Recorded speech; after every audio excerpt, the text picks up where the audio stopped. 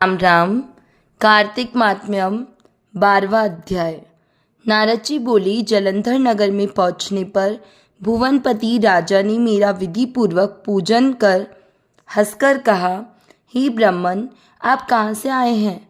क्या कहीं कुछ नहीं देखा है? किसी लिए आप आए हैं? आज्ञा कीजिए। नारद जी बोले, हे दैत्यराज, एक समय मैं कैलाश पर्वत पर गया। वहाँ शिव जी को पार्वती जी के साथ बैठे हुए देखा। कैलाश पर्वत 10,000 योजन चौड़ा है। इसमें कल्प वृक्ष के सघन वन हैं, सैकड़ों कामधेनु गाय हैं और चिंतामणियों का प्रकाश हो रहा है। उसे देखकर मैंने सोचा कि त्रिलोकी में इसके समान कोई रिद्धि कहीं हो ही नहीं सकती है। परंतु दैत्येंद्र, उसी समय मुझे तुम्हारी संपत्ति का ध्यान आया, तो सो मैं आपके पास यहाँ आया हूँ।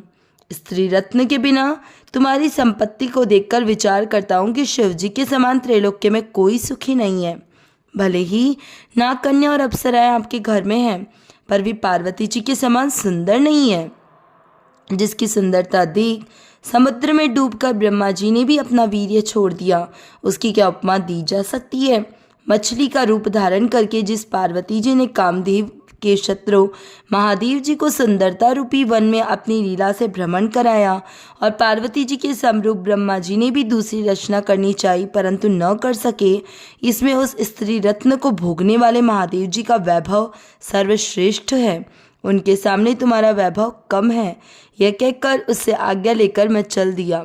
दैत्यराज उसके रूप को सुंदर काम ज्वर से पीड़ित हो गया और विष्णु जी की माया से मोहित होकर सिंहिका के पुत्र राहु को महादेव जी के पास दूत बनाकर भेजा। राहु चंद्रमा को अपने काले रंग से रंग कर कृष्ण पक्ष सा करता हुआ कैलाश पर गया।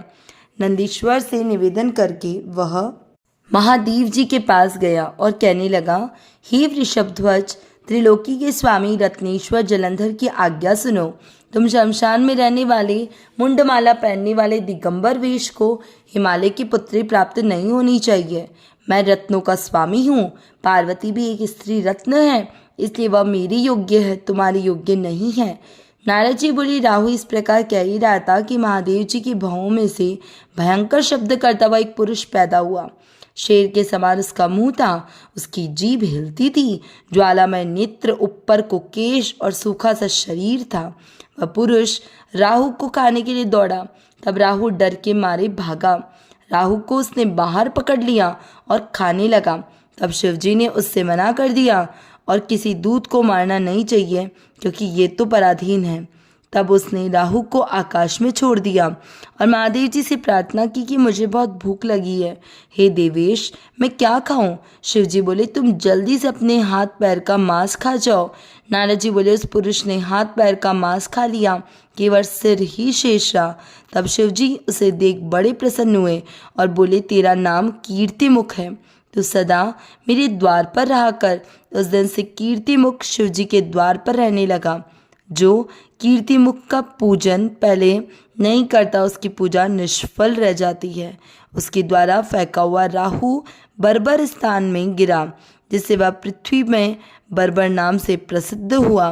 राहु ने अपना दूसरा जन्म मानकर जलंधर से जाकर सब बातें कही।